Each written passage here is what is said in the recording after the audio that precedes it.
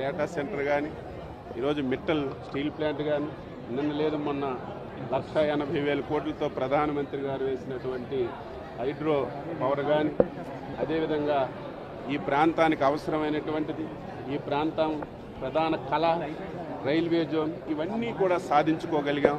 రేపు భవిష్యత్తులో ఇంకా ఎక్కువ పెట్టుబడులు ఈ ప్రాంతానికి తీసుకొచ్చి పూర్తిగా ఈ ప్రాంతం నుంచి వలసలు లేకుండా ప్రతి ఒక్కరికి ఉపాధి కల్పించే విధంగా ప్రత్యేకమైనటువంటి కృషి చేస్తున్నటువంటి లోకేష్ బాబు గారికి హృదయపూర్వకంగా ఈ ప్రాంతం తరపున, ముఖ్యంగా విశాఖపట్నం నగరం తరపున హృదయపూర్వక జన్మదిన శుభాకాంక్షలు తెలియజేస్తూ ఆయనకి ఆయురారోగ్యాలు ఇవ్వాలి, ఇంకా ముందుకు తీసుకెళ్ళడానికి భగవంతుడు శక్తియుక్తులు ఇవ్వాలని ఈ సందర్భంగా కోరుతున్నాను. రోజు మాట్లాడుతున్నాం, రోజు చెప్తున్నాం. ఇది మనం మాట్లాడుకోవాల్సిన విషయం కాదు, ఇప్పుడు సందర్భం కూడా కాదు. సందర్భం వచ్చినప్పుడు మాట్లాడతాం. ప్రస్తుతానికి ఇది ఎన్డీఏ కూటమి.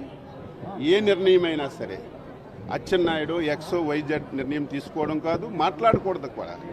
ఏ నిర్ణయం ఈ సమయంలో జరిగినా ఎన్డీఏ కూటమిలో ఉన్నటువంటి మూడు పార్టీలు పెద్దలు కూర్చొని ఒక నిర్ణయం తీసుకొని అది అమలు చేయడమే తప్ప వ్యక్తిగతంగా ఎవరు కూడా ఇటువంటి విషయాల్లో జోక్యం చేసుకోకూడదని నా వ్యక్తిగత అభిప్రాయం.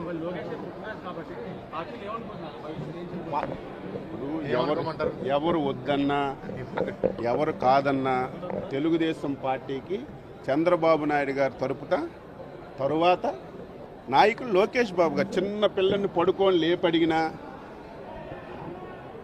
ఎవరిని మీరు కొట్టడిగినా సరే చంద్రబాబు నాయుడు గారి తరపున ఈ రాష్ట్రానికి తెలుగుదేశం పార్టీ నాయకులు ఎవరంటే కళ్ళు మూసుకొని అర్ధరాత్రి లేపినా చిన్న పిల్లవాడికి అడిగినా చెప్పిన పేరు లోకేష్ బాబు గారు.